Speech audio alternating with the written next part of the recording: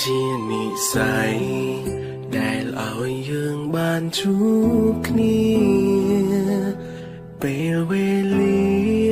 ធ្វើឲ្យយើងបានស្គាល់ចិន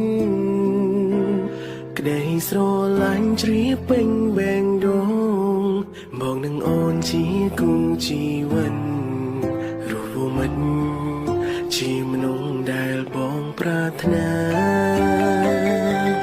មានរូបអូនបែងដងបងគ្រប់គ្រាន់ហើយស្រងត្រានត្រៃតែងនៅក្បែរបងក្រុមពេលទុំបីមានអ៊ំសាំងយ៉ាងណាក៏ជីវ៉ាមិនដែលងាករេមានមេកាន់ដៃបងដើរទៅមុខរួមគ្នាអូចាចិនដាប្រាថ្នាផ្សងជួបគ្រ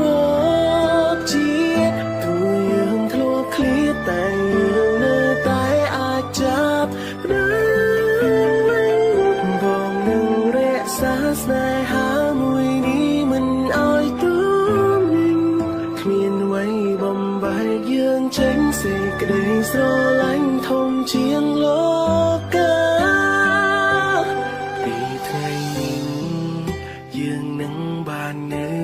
ក្បែរគ្នាបងនឹងអោ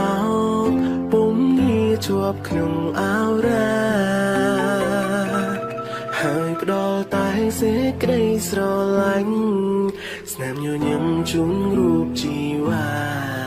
យើងនឹងសាងគ្រួសារមួយដល់កងក្ដៅ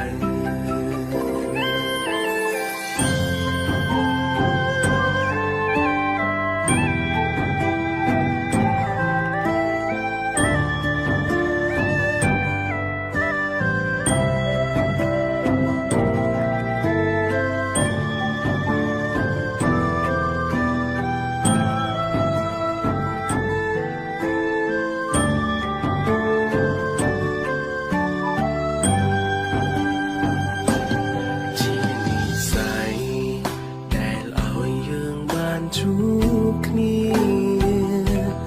ពេលវេលាធ្វើឲ្យយើងបានស្គាល់ចិនក្តីស្រឡាញ់ជ្រាបពេញបែងដងបងនឹងអូនជាគូជីវិតរូបមិត្តជាមនុស្សដែលបងប្រាថ្នា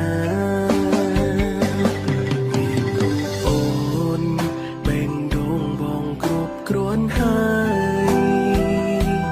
ស្រងត្រានត្រៃតែងនៅក្បែរបងក្រុមពេល